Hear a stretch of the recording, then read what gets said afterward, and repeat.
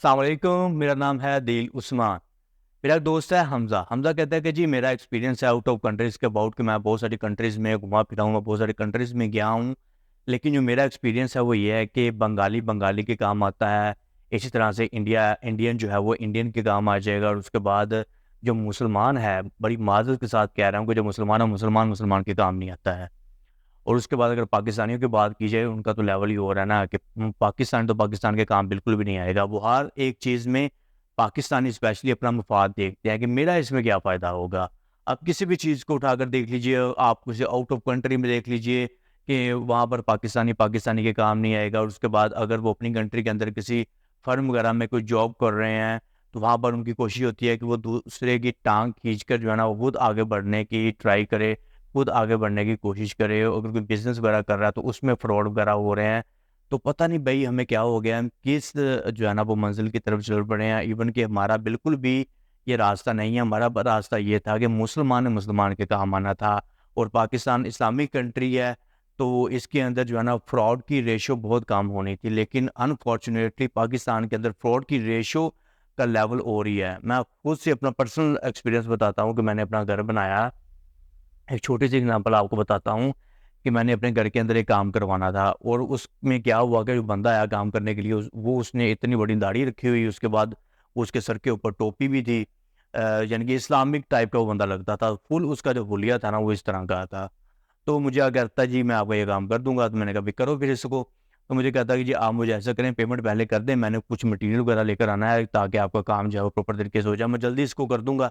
तो मैंने क्या किया, उसको सारी की सारी पेमेंट कर दी कि भाई ये लो काम कर लो, करो आप। तो वो पेमेंट लेके चला गया बंदा। अब मैं उसको कॉल कर रहा हूँ कि भाई आप आए नहीं हो अभी तक, आप काम क्यों नहीं कर रहे हो? तो एक दिन मैं उसके पास गया हूँ, उससे जो है ना वो वेट किया, वो कह रहा था मैं काम कर रहा हूँ, फिर मैं फ्री होकर आपके साथ जाता हूँ। तो इस तरह से वो मेरे साथ आ गया। अब वो अपना सामान वगैरह लेकर आया, सारी की सारी चीज़ें लेकर आया, उसने आकर अपना काम स्टार्ट कर दिया। अब उसने अपना काम स्टार्ट किया, अभी जस्ट 20% उसने अपना काम किया और उसके बाद कहता है कि जी बाकी का काम मैं कल करूँगा, अब मैं जा रहा हूँ, मुझे और कोई काम आ गया है, मेरा सामान यहीं पे पड़ा हुआ है, मैं आगे कर दूँगा। अब वो बंदा जो है वो चला गया, मैं उसका वेट कर रहा हूँ, अब दूसरा दिन आ गया, तीसरा दिन आ गया, मैं जब उसको कॉल करूँ, सर मैं अभी आ रहा हूँ, अभी आके आपका काम कर देता हूँ, मैं कल आ जाऊँगा, कल मॉर्निंग में आ जाऊँगा, मैं आके आकर जो है वो आपका काम कर दूँगा। इस तरह से वो बातें वगैरह जो था वो मुझे फ़ोन के ऊपर सुनाता रहता था। और उसका सामान, सारे का सारा सामान इवन के वो सारा मेरे घर के अंदर पड़ा हुआ था, खिलारा पड़ा हुआ था। तो मैं उसको फ़ोन करता था, भाई तुम्हारा सामान पड़ा हुआ है, आओ मेरा काम करो, अपना सामान लेकर जाओ, तुमने ये अजीब ही बदमग़ज़ी जो है फैलाई हुई है मेरे घर में।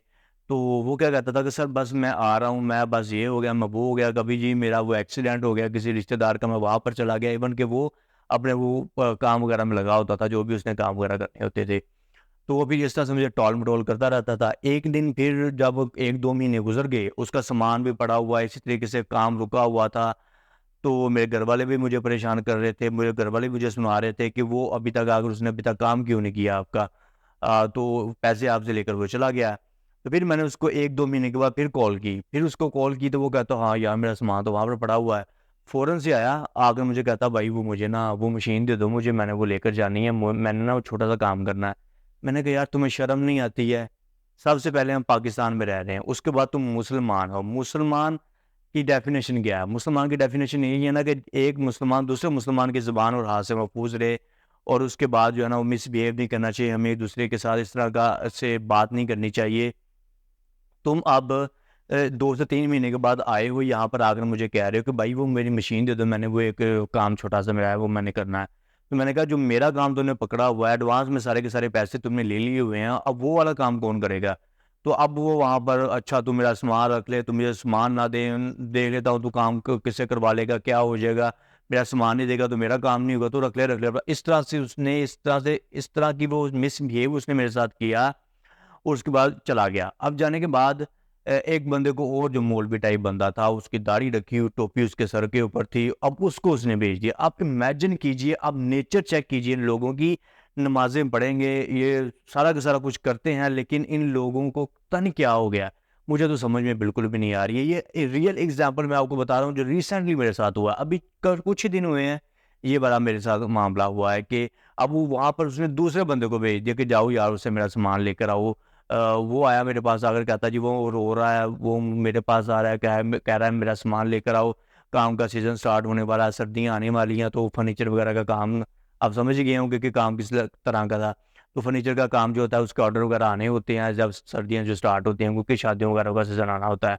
तो वो आप बंदा अगर मुझे कह रहा है कि आप उसका सामान दे दीजिए, मैं आपका काम कर देता हूँ, अगर वो आपका काम नहीं कर रहा, मैंने कहा भाई वो क्यों नहीं कर रहा, आप मुझे पहले सबसे पहले ये बताओ, वो क्यों नहीं कर रहा है? हाँ, आगे से वो कहता है कि जी वो कह रहा है कि मुझे पैसे कम मिले हैं इस काम करने के, इसके काम के पैसे ज़्यादा बनते हैं, मुझे पैसे कम मिले हैं। सारी की सारी बात उस बंदे के साथ हुई एडवांस में कि ये वाला काम है, कितने पैसे हैं, उसके साथ बात हुई कि इतने पैसे लगेंगे, मैंने उतने पैसे उसको दे दिए, उसने मुझसे मांगे क्योंकि मैं उसका हुलिया देख रहा था, उसकी बातें वो इस तरह की कर रहा था यार। तो मैंने उसकी सारी की सारी पेमेंट कर दी। अब पेमेंट करने के बाद अब उसने 2 महीने के बाद एक और नया बंदा भेजा, वो आगे से कह रहा है कि जी मैं आपका काम कर दूँगा, आप उसका सामान उसको दे दीजिए, मैं अपना सामान लेकर आऊँगा, आपका काम कर दूँगा और आपसे किसी भी किस्म के कोई चार्जेज़ वगैरह नहीं लूँगा, कोई पैसे वगैरह नहीं लूँगा। तो मैंने कहा कि भई आप ऐसा करो, उसको लेकर आओ, उस बंदे को लेकर आओ, ये सामान उठाकर ले जाओ, मैंने आपसे काम नहीं करवाना।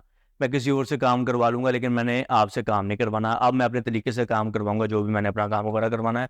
तुम जो है ना उस बंदे को लेकर आओ, अपना सामान वगैरह लेकर चले जाओ। तो वो उसी वक़्त विदिन फ्यू मिनट्स वो उसको लेकर आ गया। लेकर आया तो आने के बाद जी आप उनके इमेजिन कीजिए, उनका स्टाइल इमेजिन कीजिए, अंदर आए हैं आने के बाद अपना सामान वगैरह उठाने लगे हैं। अब मैंने उसके सामान को सारा का सामान सामान वैसे ही उसका पड़ा हुआ था क्योंकि उसकी इमानत थी भाई, मैं उसमें की इमानत में क्यों ख़यानत करता, लेकिन मैं तो समझता हूँ इन सारी की सारी चीज़ों को। तो मैंने उसको कहा कि भैया अपना सामान ले जाओ और आपका बहुत-बहुत शुक्रिया, मैंने आपसे काम नहीं करवाना। अब वो बंदा सामान उठा रहा है, उस साथ-साथ में कह रहा है कि तुमने आकर इसका काम करना है और फ्री में काम करना है, एक भी तुमने पैसा इससे नहीं लेना है। तो अब मैं वहाँ पर खामोश था, मैं सारी की सारी उनकी ये बातें सुन रहा था। अब वो बंदा कह रहा है कि जी मैं आप काम करूँगा। अब उस बंदे को भी मैं जानता हूँ, अब उस बंदे के घर में डेली बेसिस के ऊपर मॉर्निंग में बच्चे पढ़ने आते हैं, अरबी का पढ़ने आते हैं बच्चे उसके बंदे के घर के अंदर। और वो बंदा नमाज़ी परहेज़गारी, मुँह के ऊपर दाढ़ी है, सर के ऊपर टोपी है। तो वो अब कह रहा है कि जी मैं आपका काम करूँगा, इसको छोड़ दीजिए, इसको जाने दीजिए, इसका सामान इसको दे दीजिए, मैं आकर जो है ना वो कल ही आपका सारा का सारा ये काम कर दूँगा। मैंने कहा चलो फिर भी मैंने कहा चलो ठीक है, मैंने इतनी बात की, चलो ठीक है जी देख लेते हैं, कल देख लेते हैं। तो वो बस वहाँ लेकर चले गए। अब उस बंदा वो कल नहीं आया। तो अब मैं तो ने तो उनको कह दिया था कि भई अपना सामान लेकर चले जाओ, मुझे काम करवाने की ज़रूरत नहीं है। मैं किसी और से करवा लूँगा। अब इन लोगों ने मुझे ये कहा था कि मज़ीद में मुझसे रिक्वेस्ट की थी कि भई हम आपका ये वाला बंदा आके आपका काम कर देगा। तो मैंने कहा चलो ठीक है। मैंने कल फिर इसको कॉल की। मैंने कहा यार तुम अगर ये बात कह के गए हो, कल सामान वगैरह लेकर गए हो, सारा का सारा चीज़ें समेट कर गए हो, तो तुम कह रहे थे कि मैं आकर काम कर दूँगा, तुम अभी तक आए क्यों नहीं हो? ओह सर मैं क्या करूँ, मुझे ऑर्डर आ गया था, मैं काम वगैरह कर रहा था। मैं ऐसा करूँगा, जुम्मे वाले दिन आऊँगा, जुम्मे वाले दिन आकर मॉर्निंग में आपका काम करके चले जाऊँगा। मैंने कहा चलो देखते हैं। अब जुम्मा आ गया मॉर्निंग में। अब मैंने उसको मॉर्निंग में कॉल की, अब वो मेरी कॉल ही नहीं उठा रहा है। फिर उसके बाद सैटरडे में मैंने उसको कॉल की। अब मुझे वो बता रहा है वो जी मैं जो था वो लाहौर आ गया। लाहौर में कामों में जो है ना वो उलझ गया था तो मुझे याद नहीं रहा। मैं ऐसा करूँगा बस ना इतवार को आ जाऊँगा आपके पास, मॉर्निंग में आपके पास आ जाऊँगा और आके आपका काम कर दूँगा। मैं फिर खामोश मैंने कॉल रख दी। अब इतवार वाले दिन जो है ना मैं उसका वेट कर रहा हूँ कि यार चलो आज आ ही जाए। अब तक वो बंदा अभी तक नहीं आया। आप इमेजिन कीजिए चेहरे के ऊपर दाढ़ी है, नूरानी चेहरा है, सर के ऊपर टोपी है और अभी तक वो बंदा मेरा काम करने के लिए नहीं आया। ये मेरे साथ रिसेंटली ये मिसहैप हुआ, मैंने अपना घर बनाया और उस घर में वो एक फर्नीचर का थोड़ा-सा काम करवाने वाला था, तो वो वाला उस बंदे ने काम करना था। तो अभी तक वो बंदा नहीं आया। अब मैंने उसको कॉल नहीं की और ना ही मैं उसको कॉल करूँगा और ना ही मैं उससे काम करवाऊँगा और ना ही वो आएगा। आप इमेजिन कीजिए कि जो इंडियंस होते हैं ना, वो अगर किसी यूएसए में या किसी आउट ऑफ कंट्री के अंदर उनको कहीं पर जॉब वगैरह मिल जाती है किसी रेस्टोरेंट के अंदर, तो वो क्या करेंगे कि अगर वहाँ पर ओनर को ज़रूरत है और एम्प्लॉइज़ की, तो वो क्या करेंगे कि अपने 5 से 10 इंडियन को वहाँ से बुला लेंगे। विदाउट एनी लालच के कि मुझे किसी कोई फ़ायदा हो जाएगा या फिर मैं जो उससे पैसे वगैरह ले लूँगा या कोई किसी किस्म की कोई लालच नहीं है, कोई मुफ़ाद नहीं है।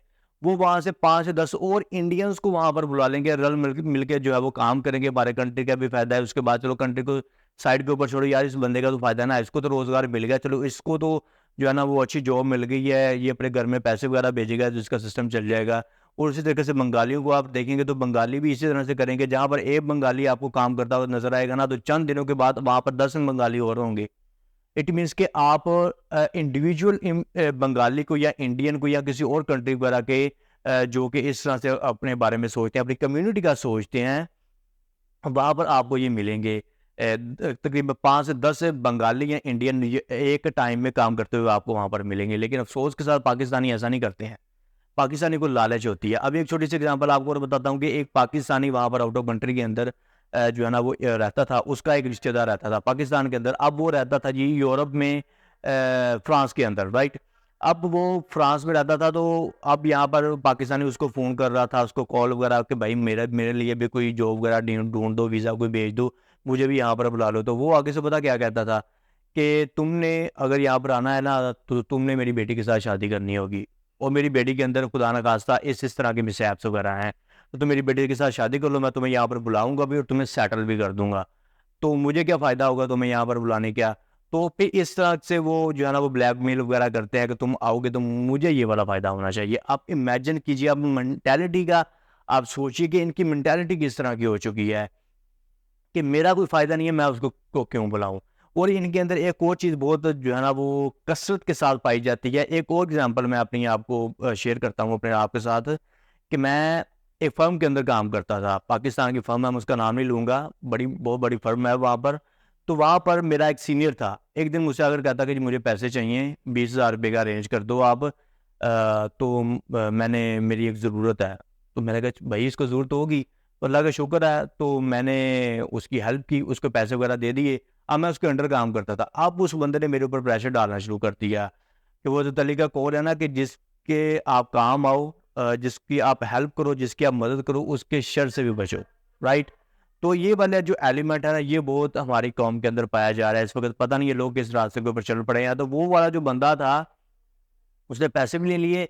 अब उसने मेरे ऊपर नज़र रखनी शुरू कर दी कि ये मुझसे पैसे ना मांगे। पता नहीं उसके माइंड के अंदर क्या चीज़ें चल रही थी। तो इस तरह से उसने मुझे ब्लैकमेल करना शुरू कर दिया, मेरे साथ मिसबिहेव करना शुरू कर दिया। तो मैं प्रोडक्शन के अंदर काम करता था उसके अंडर। तो इस तरह से फिर जो है ना वो सारे के सारे मामला वहाँ पर हो रहे थे। तो फिर मैंने मेरे माइंड के अंदर ये चीज़ है कि मैं इसकी मैं हेल्प नहीं करूँगा। नेक्स्ट टाइम अगर ये मुझसे पैसे वगैरह मांगेगा तो मैं किसी को भी नहीं दूंगा पैसे। तो ऑटोमेटिकली लोगों की सोच भी फिर इस तरह से हो जाती है। आप इमेजिन कीजिए कि इन लोग पता नहीं मुसलमानों को क्या हो गया, स्पेशली पाकिस्तानियों को क्या हो गया है कि अगर एक रिश्तेदार वहाँ पर आउट ऑफ कंट्री है तो वो अपने दूसरे रिश्तेदार को नहीं बुलाएगा। उसको नहीं कहेगा कि भाई तुम भी यहाँ पर आ जाओ, तुम भी यहाँ पर आकर काम करो। उल्टा वो उनको कहेगा काम यहाँ पर काम नहीं मिलता है, यहाँ पर ये चीज़ है वो चीज़ है। तो इस तरह से उनको स्टोरीज वगैरह सुनाएगा। खुद 15 से 20 साल पे वहाँ वो रह रहा होगा, राइट। बहुत शुक्रिया मैं सुनने के लिए। मैं हूँ आप सबका अदील उस्मान।